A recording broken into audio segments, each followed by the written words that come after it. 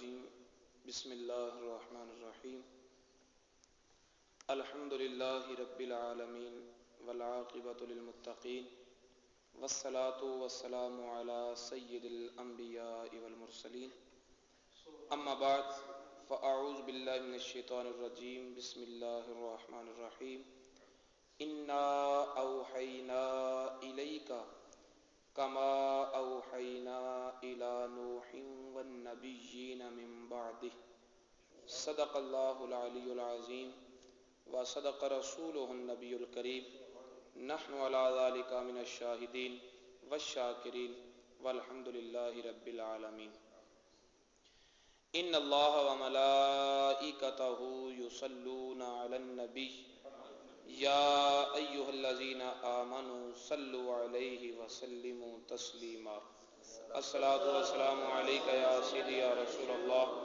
وعلی آلک واصحابک یا حبیب اللہ الصلاۃ والسلام علیک یا سیدی یا رسول اللہ وعلی آلک واصحابک یا شفیع المذنبین اللہم صلی علی سیدنا و مولانا محمد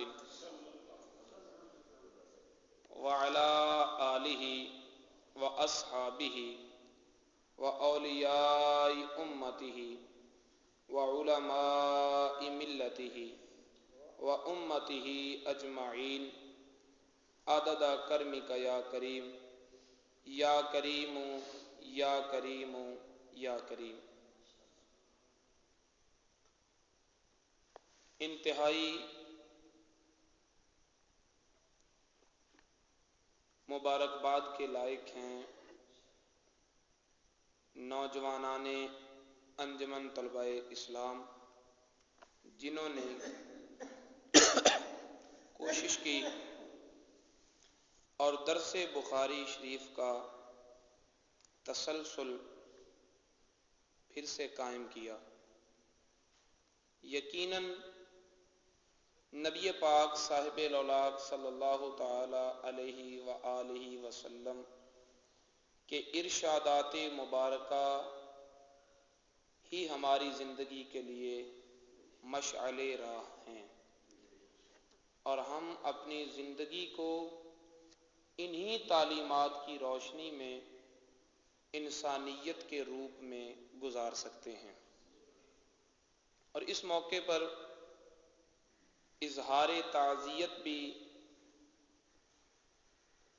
کرنا لازمی سمجھتا ہوں۔ جناب محمد اقبال ازہری صاحب جو سابقہ مرکزی سرپرست تھے انجمن طلبہ اسلام کے، پرسوں ان کا وصال ہوا۔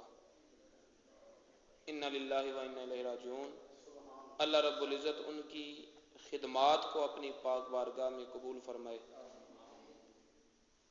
اور ان کے مشن کو رہتی زندگی تک قائم اور دائم رکھنے کی ہمیں توفیق عطا فرمائے۔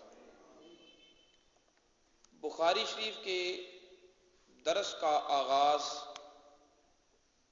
بخاری شریف کے پہلے باب سے ہی کر رہے ہیں۔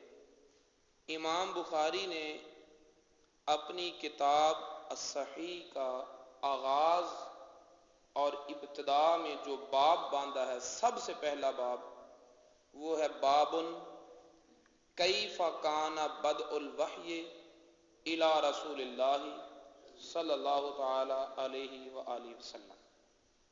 اس باب بیان میں باب قائم کیا ہے کہ نبی پاک صاحب الاولاق صلی اللہ تعالی علیہ وآلہ وسلم پر وحی کے نزول کے ابتدائی حالات کے بیان میں، نزول وحی کے ابتدائی حالات کے بیان میں۔ اب سوال یہ پیدا ہوتا ہے کہ امام بخاری علیہ الرحمہ کو حمد باری تعالیٰ کا باب باندھنا چاہیے تھا، اللہ رب العزت کی حمد و ثنا کا باب باندھنا چاہیے تھا، پہلے توحید کا بیان کرنا چاہیے تھا، اس کے بعد رسالت کا باب باندھتے۔ لیکن امام بخاری نے اپنی کتاب کا آغاز اس بیان سے کیا کہ اللہ کے رسول پر وحی کا آغاز کیسے ہوا، اللہ کے رسول پر وحی کا آغاز کیسے ہوا۔ اور یہ بات پکی ہے کہ جب وحی کا نزول ہوتا ہے تو نبی کی نبوت اور رسول کی رسالت کا اظہار ہوتا ہے، نبی کو نبوت عطا ہوتی ہے یا رسول کو رسالت عطا ہوتی ہے۔ جب وحی کا نزول ہوتا ہے تو وحی جو ہے وہ نبوت یا رسالت کا بیان ہے۔ تو امام بخاری نے اپنی کتاب کا آغاز ذکر نبوت سے کیا، اپنی کتاب کا آغاز ذکر رسالت سے کیا، اور اس کتاب کو پڑھنے والا سب سے پہلا صفحہ جب کھولتا ہے تو اس کو امام بخاری کا یہی پیغام ملتا ہے کہ اگر تو تم بارگاہ رسالت تک پہنچ جاؤ گے تو توحید کا راز بھی پالو گے۔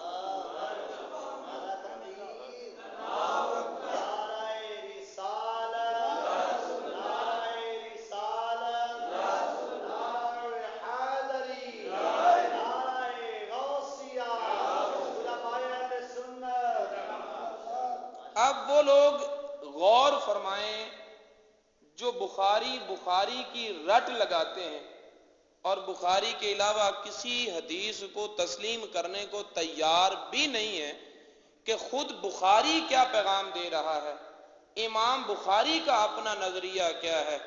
بخاری کا ڈھنڈورا پیٹنا اور ذکر مصطفیٰ کی محافل سے روکنا، یہ کیسی تضاد بیانی ہے۔ بخاری کو پڑھنے والوں کو تو چاہیے ہی یہ کہ جس طرح امام بخاری نے اپنی کتاب کا آغاز ذکر مصطفیٰ سے کیا ہے، اس طرح وہ بھی دن رات صبح و شام ذکر مصطفیٰ کی محفلیں منائیں۔ تو دراصل بخاری کے ساتھ تعلق انہی کو ہے جو ذکر رسول کرتے ہیں، ذکر رسول کی محفلیں سجاتے ہیں۔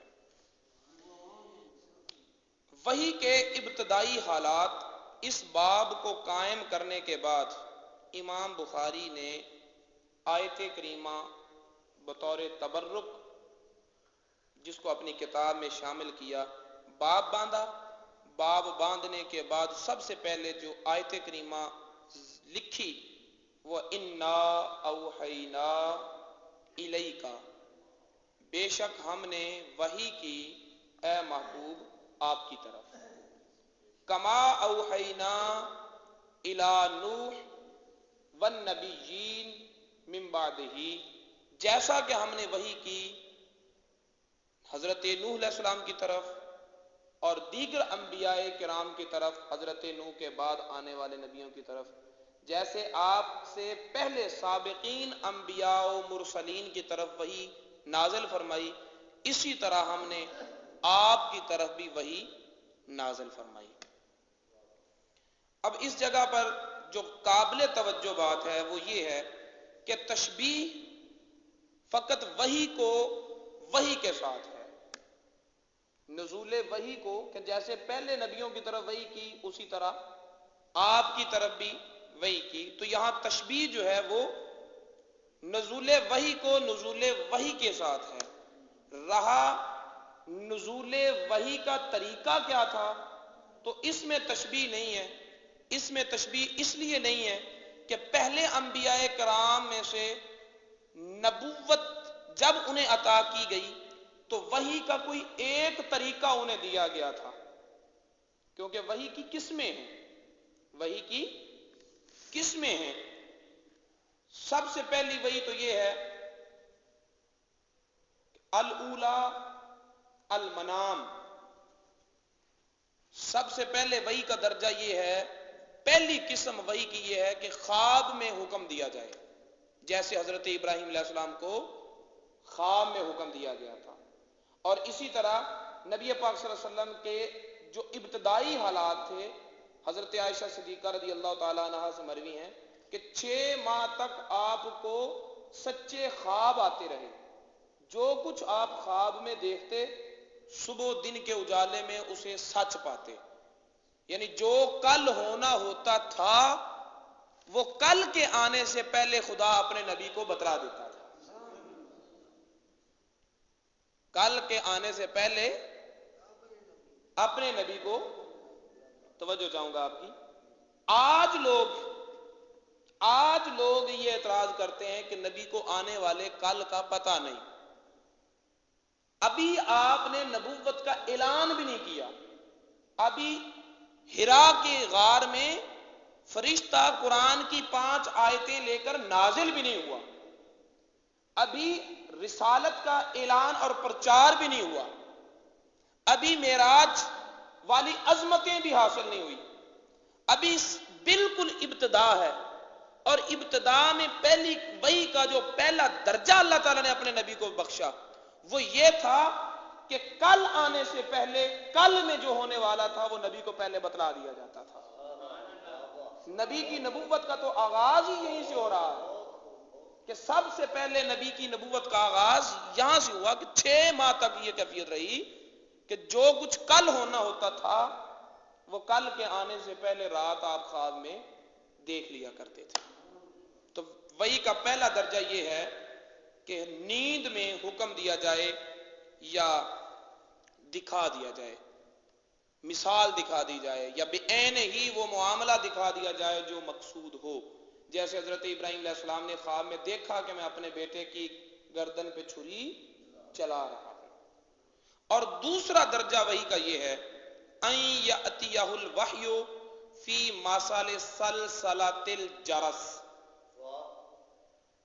دوسرا وحی کا درجہ یہ ہے جو نبی پاک صلی اللہ علیہ وسلم نے ارشاد فرمایا کہ جس طرح سلسلۃ الجرس ہوتی ہے، زنجیر کو جب سمیٹا جائے یا سمٹی ہوئی زنجیر کو زور سے اٹھایا جائے یا 2-3 زنجیروں کو آپس میں ملایا جائے تو جو آواز پیدا ہوتی ہے اس آواز کی مانند آوازیں ہوتی تھیں جن میں الفاظ نہیں ہوتے تھے، لیکن اس آواز سے جو اللہ تعالیٰ کا حکم ہوتا تھا وہ نبی پاک صلی اللہ علیہ وسلم سمجھ لیا کرتے تھے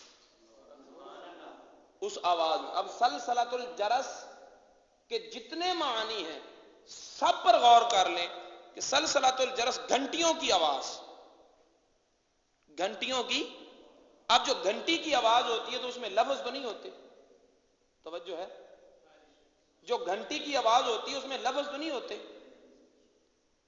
آواز ہوتی ہے لفظ نہیں ہوتے، ٹھیک ہے۔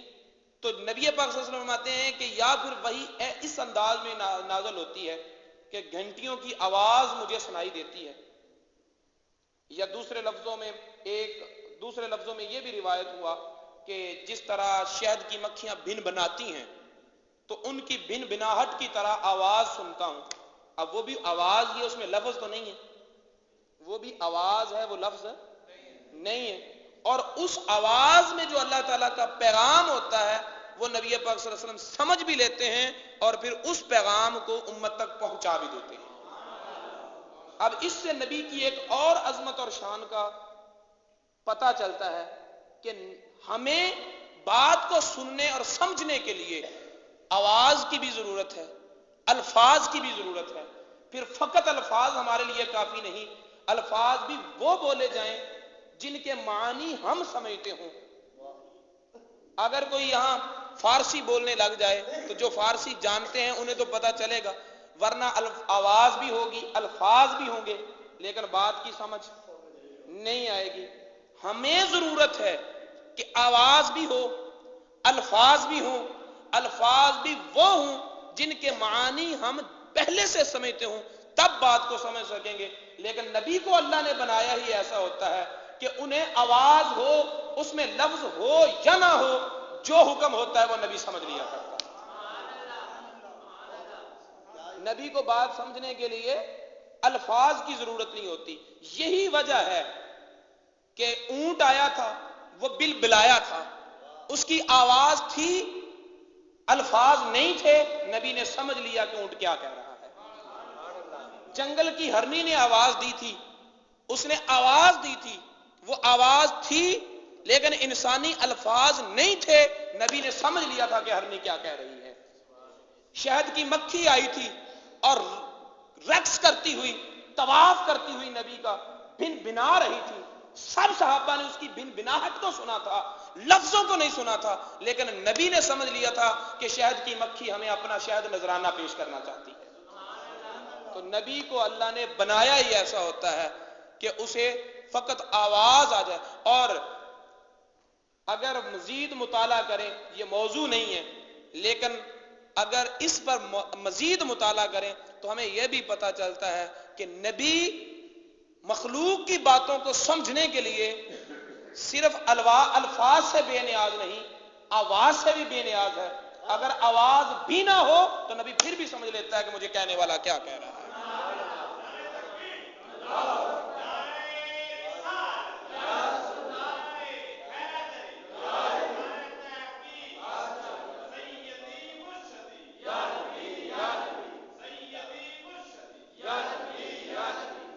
خیبر کے موقع پر جب یہودیہ عورت نے نبی پاک صلی اللہ علیہ وسلم کی دعوت کی اور بکری کا گوشت پکایا، تو بکری کے گوشت کی جو اگلا بازو تھا، ایک دستی نبی پاک صلی اللہ علیہ وسلم کی بارگاہ میں پیش کی گئی.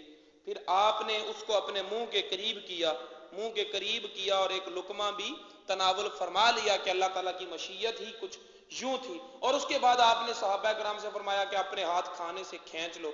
یہودیہ عورت کو طلب کیا گیا جس نے کھانا بھیجا تھا، کہا تو نے اس کھانے میں زہر ملایا ہے، تو نے اس کھانے میں زہر ملایا ہے. اب اس عورت نے جواب کیا دیا؟ اس نے جواب دیا ملایا نہیں ملایا وہ تو بعد میں بتاؤں گی، پہلے یہ بتاؤ کہ آپ کو بتایا کس نے ہے، آپ کو بتایا کس نے ہے. اب اس میں کوئی شک نہیں کہ جتنے بھی اللہ تعالیٰ نے اپنے نبی کو علموں سے نوازا ہے وہ اللہ نے نوازا ہے، لیکن یہاں نبی پاک صلی اللہ علیہ وسلم کا جواب بھی توجہ کا طلب ہے کہ نبی پاک صلی اللہ علیہ وسلم نے یہ نہیں فرمایا کہ فرشتہ آ کر مجھے بتا گیا ہے، جبریل امین آئے ہیں، وحی کا نزول ہوا ہے. اللہ رب العزت نے بتایا ہے. حقیقتیں ادھر ہی رجوع کرتی ہیں، لیکن نبی پاک صلی اللہ علیہ وسلم نے فرمایا کہ مجھے اس بھنی ہوئی بکری کی دستی نے بتایا ہے، اس بکری کے اس بازو نے مجھے بتایا ہے. اب بتاؤ وہاں کوئی آواز بھی تو پیدا نہیں ہوئی تھی، وہاں کوئی آواز بھی تو پیدا نہیں ہوئی تھی، وہی گوشت تھے جو سارے کھا رہے تھے. کسی نے آواز سنی ہوتی تو راوی روایت میں بیان کرتا. نبی پاک صلی اللہ علیہ وسلم نے فرمایا کہ یہ جو دستی میں نے اپنے ہاتھوں میں پکڑی ہوئی ہے، کھانا جو ہے یہ کھانا مجھے کہہ رہا ہے کہ یا رسول اللہ مجھے تناول نہ فرمائے، مجھ میں زہر ملا دیا گیا ہے. اب اس سے یہ پتا چلا کہ نبی کو اپنے عرض گزار بندوں، اپنے غلاموں کی عرض سننے کے لیے نہ آواز کی ضرورت ہے نہ الفاظ کی ضرورت ہے. اللہ نے اپنے نبی کو بنایا ہی ایسا ہے، آواز ہو الفاظ نہ ہو پھر بھی سمجھ لیتے ہیں، اور اگر سرے سے آواز ہی نہ ہو پھر بھی سمجھ لیتے ہیں. تو وحی کا دوسرا درجہ یہ ہے کہ آواز ہو اور اس آواز میں الفاظ نہ ہوں. اور وحی کا تیسرا درجہ یہ ہے ان ينفسا فی روعہ الکلام، کہ نبی کے دل میں جو حکم ہو جو کلام ہو وہ نبی کے دل میں ڈال دیا جائے. نبی کے دل میں وہ کلام، وہ حکم، وہ پیغام ڈال دیا جائے. اگر ایسا نبی کے ساتھ ہوگا تو اسے وحی کہیں گے، اگر ایسا ولی کے ساتھ ہوگا تو اسے الہام کہیں گے، اسے وحی نہیں کہیں گے. تو یہ کون سا درجہ ہے؟ تیسرا درجہ ہے. اور چوتھا درجہ وحی کا یہ ہے ان یتمثل له الملک رجلا، فرشتہ انسانی روپ میں آئے، فرشتہ انسانی روپ میں آئے. جیسا کہ نبی پاک صلی اللہ تعالی وسلم کی بارگاہ میں حضرت جبریل امین اکثر اوقات دہیہ قلبی کے روپ میں آتے تھے، اکثر اوقات حضرت دہیہ قلبی کے روپ میں آتے تھے. اب یہاں بڑے مزے کی بات ہے، حضرت عمر بن خطاب رضی اللہ تعالیٰ عنہ کی روایت میں ہے، جس کو حدیث جبریل کہا جاتا ہے، کہ ایک اجنبی شخص آیا. ٹھیک ہے، جس طرح اجنبی شخص کے روپ میں حضرت جبریل امین آ جایا کرتے تھے، تو اسی طرح جب انسانی شکل میں آنا ہے تو کسی بھی اجنبی شخص کے روپ میں آ جایا کریں. دہیہ قلبی کے روپ میں کیوں آتے تھے؟ توجہ ہے نا؟ دہیہ قلبی کا روپ کیوں اختیار کرتے تھے؟ کسی اجنبی شخص کا روپ اختیار کر لیں. اور اگر نبی پاک صلی اللہ تعالی علیہ وسلم کے صحابہ کرام کے روپ میں ہی آنا ہے تو پھر جب بھی آتے یا اجنبی شخص کے روپ میں آتے یا دہیہ قلبی کے روپ میں آتے. جب صحابہ کے روپ اختیار کرتے تو پھر سارے صحابہ میں سے دہیہ قلبی کا ہی روپ کیوں اختیار کرتے؟ کسی اور صحابی کا بھی تو روپ اختیار کر لیتے. اس کی وجہ یہ تھی کہ دہیہ قلبی کا حسن بارگاہ نبوت میں منظور ہو چکا تھا.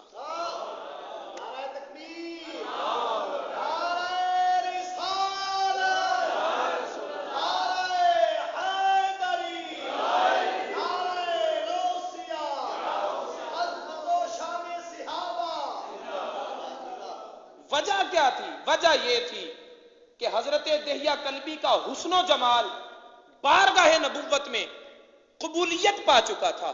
نبی پاک صلی اللہ علیہ وسلم جب دہیہ قلبی کو دیکھتے تھے تو بڑی محبت بھری نگاہوں سے دیکھتے تھے.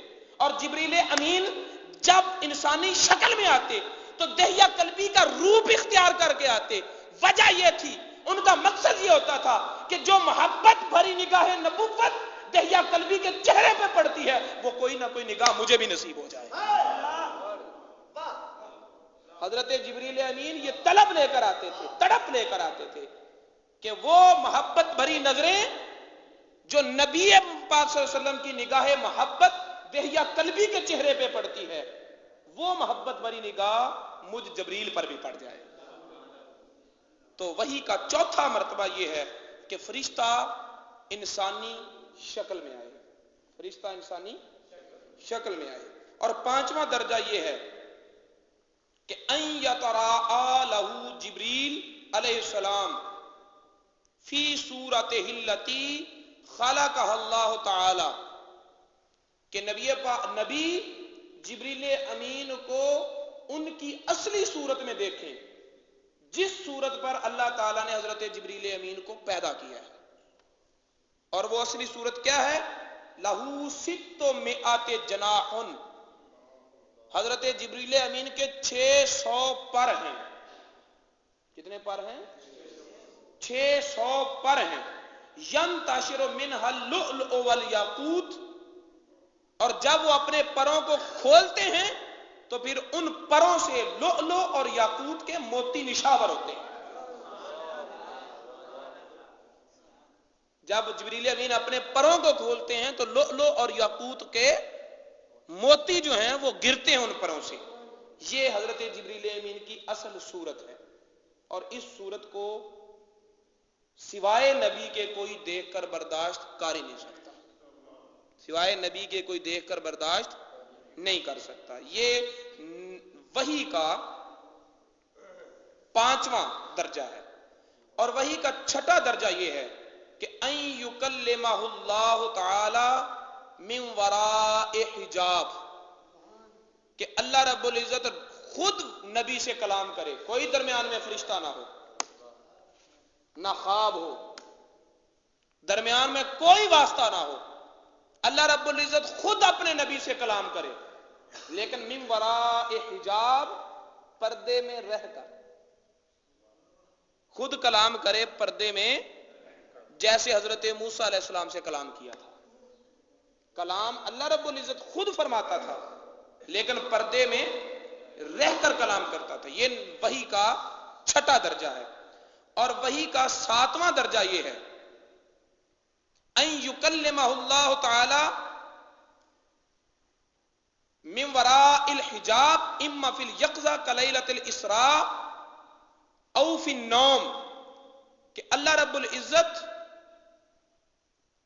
خود کلام کرے پردے میں رہ کر. یہ چھٹا درجہ ہوا. اور ساتواں درجہ یہ ہے کہ اللہ رب العزت بذریعہ جبریل امین کے وحی بھیجنے کی بجائے بذریعہ اسرافیل علیہ السلام وحی بھیجے. بذریعہ اسرافیل علیہ السلام، وہ فرشتہ جو سور قیامت کو اپنے منہ میں لے کر تیار کھڑا ہے کہ کب حکم ہو اور میں قیامت کا سور پھونک دوں.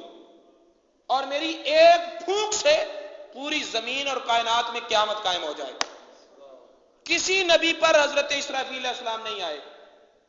کسی نبی پر حضرت اسرافیل علیہ السلام، ہر نبی پر وحی لے کر آئے تو جبریل امین آئے، لیکن نبی پاک ہمارے آقا و مولا کی یہ شان ہے کہ ابتدا کے 3 سال تک حضرت اسرافیل علیہ السلام میرے نبی کے پاس آتے رہے. اب میں یہاں ایک سوال کرنا چاہوں گا کہ اسرافیل علیہ السلام کی ڈیوٹی تو یہ ہے کہ وہ سور کو منہ میں لے کر تیار کھڑے ہیں، اور احادیث مبارکہ میں یوں آتا ہے کہ ان کا ایک قدم آگے ہے، ایک قدم پیچھے ہے. اتنی تیاری میں کھڑے ہیں، منہ میں بگل ہے، سور ہے، اور اس میں پھونکنے کے لیے اتنے تیار ہیں کہ ایک قدم آگے ہے اور دوسرا قدم پیچھے، اس تیاری میں ہے. جب وہ نبی پاک صلی اللہ علیہ وسلم کے پاس وحی لے کر آتے تھے تب سورہ اسرافیل کس کے پاس ہوتا تھا؟ تب سورہ اسرافیل کس کے پاس ہوتا تھا؟ ماننا پڑے گا کہ اللہ رب العزت نے پیارے حبیب کے اعزاز کے لیے اسرافیل علیہ السلام کو فرمایا قیامت کا سور چھوڑ، پہلے میرے نبی کی ڈیوٹی دے کر آ، پہلے میرے حبیب کی ڈیوٹی دے کر آ. تو یہ وحی کے 7 درجے ہیں. انا اوحینا الیک کما اوحینا الی نوح، ہم نے آپ کی طرف وحی کی جس طرح کہ ہم نے نوح علیہ السلام کی طرف وحی کی، اور نوح علیہ السلام کے بعد آنے والے انبیاء سابقین کی طرف وحی کی. یہاں میں نے بات یہ آپ کے سامنے کی تھی کہ یہاں نزول وحی کو نزول وحی کے ساتھ تشبیہ ہے، صرف وحی کو وحی کے ساتھ تشبیہ ہے، اقسام کو تشبیہ نہیں. اس لیے کہ پہلے جب بھی کسی نبی کی طرف وحی نازل ہوئی ایک قسم وحی کی نہ انہیں ملی، پھر ساری زندگی جب بھی وحی ہوتی رہی تو اسی قسم میں ہوتی رہی. جب بھی وحی ہوئی حضرت موسیٰ علیہ السلام کو ایک وحی کا درجہ ملا تھا کہ اللہ رب العزت خود کلام فرماتے تھے پردے میں رہ کر، اور ساری زندگی جب بھی موسیٰ علیہ السلام کی طرف وحی ہوئی اسی ایک طرز پر ہوئی کہ اللہ رب العزت ہی کلام کرتے رہے پردے میں رہ کر. اور جو وحی کا انداز حضرت داؤد علیہ السلام کو ملا پھر وہ ایک انداز ہی ملا، اور جو انداز حضرت عیسیٰ علیہ السلام کو ملا وہ ایک انداز ہی ملا. یعنی پہلے نبیوں کو وحی کی کوئی ایک قسم دی جاتی تھی، لیکن جب باری آئی آمنہ کے لال کی تو وحی کی جتنی قسمیں تھی ساری کی ساری اللہ نے مصطفیٰ کو.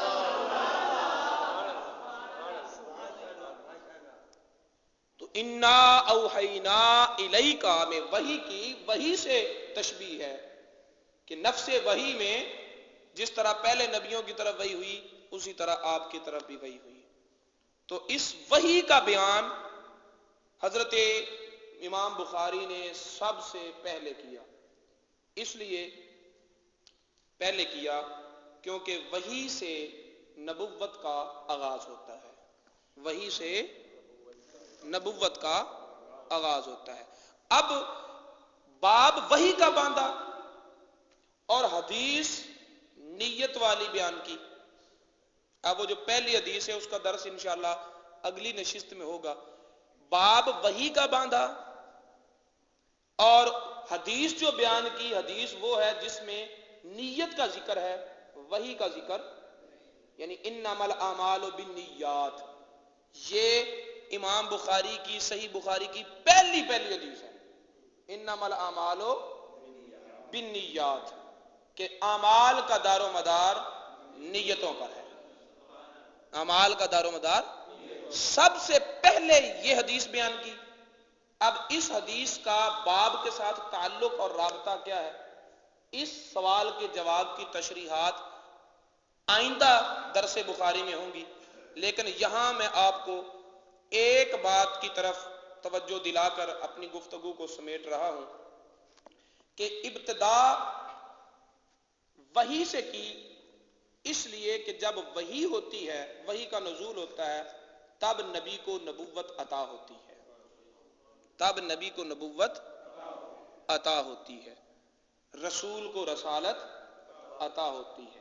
تو رسول کو رسالت اور نبی کو نبوت کی عطا بذریعہ وحی ہوتی ہے۔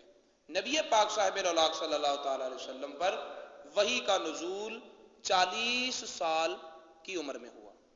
40 سال جب کمپلیٹ ہو گئے، مکمل ہو گئے، تب نبی پاک صلی اللہ تعالی علیہ وسلم پر وحی کا نزول ہوا۔ تو 40 سال کی عمر میں وحی کا نزول ہوا، نبوت سے سرفراز کیے گئے، رسالت کی عزتوں کا تاج آپ کے ساتھ سر پر سجایا گیا۔ اس سے پہلے جو 40 سال تھے، ان 40 سالوں میں میرے نبی کی شان کیا تھی؟ ان 40 سالوں میں نبی تھے یا نبی نہیں تھے؟ ٹھیک ہے، وہ نبی تھے یا نہیں تھے؟ اب اس کے بارے میں چونکہ آج کل یہ بھی ایک فتنہ برپا ہوا ہے، اور آج سے چند سال پہلے، کچھ عرصہ قبل، جن کو ہم پاسبان مسلک رضا کا نام دیتے تھے، جن کو پاسبان اہل سنت کہتے تھے اور مناظر اسلام کہا کرتے تھے، یوں کہو کہ اس گھر کو آگ لگ گئی گھر کے چراغ سے، وہی لوگ اب اہل سنت کے قذاق اور ڈاکو ثابت ہوئے۔ ٹھیک ہے، لیکن اللہ رب العزت بڑا بے نیاز ہے۔ میری مراد آپ سمجھ گئے ہوں گے کہ سعید اسد جو کبھی، میں تو یہ کہتا ہوں کہ پاس بانے اہل سنت کسی کو کہنے نہیں چاہیے، کسی کو بھی یہ لفظ نہ دو۔ کون پاس بانی کرنے والا؟ یہ سارے دین کے خادم ہیں، اور خوش نصیب وہ خادم ہے جس کی خدمت دین والا قبول کر لے۔ پاسبانی کس نے کیا کرنی ہے؟ یہ بے نیاز خدا کا دین ہے، بے نیاز ہے، کسی کی پاسبانی کی سے کوئی ضرورت نہیں۔ اس نے قیامت تک رہنا ہے اور ہمیشہ رہنا ہے۔ یہاں تو اللہ رب العزت نے خود فرما دیا کہ نحن نزلنا الذکر وَإِنَّا لَهُ لَحَافِظُونَ، ہم خود اس کے پاسبان ہیں، ہم خود اس کے محافظ ہیں۔ اب خدا کی حفاظت اور پاسبانی کے ہوتے ہوئے کسی دوسرے پاسبان کی ضرورت ہی کیا ہے؟ اور کون ہے جو پاسبانی کا دم بھر سکے؟ ٹھیک ہے، پاسبانی یہ سارے خدام ہیں، اور خوش قسمت وہ ہیں جن کی خدمتیں بارگاہ میں قبول ہو جائیں۔ اب یہ کتاب سعید اسد صاحب کے بھائی نے لکھی ہے، مفتی محمد کریم سلطانی صاحب، اس کا نام عالم ارباب نبوت خیر الورا علماء اہل سنت کی نظر میں۔ اور سعید اسد کے جو والد صاحب ہیں مفتی محمد امین صاحب، انہوں نے اس پر اپنی تائید و تصویب کی مہر لگائی ہے کہ جو اس کتاب میں ہے وہ میرا عقیدہ ہے، میرا بیٹا بھی کیوں نہ ہو جو اس عقیدے پر نہیں ہے، وہ میرا کچھ نہیں لگتا۔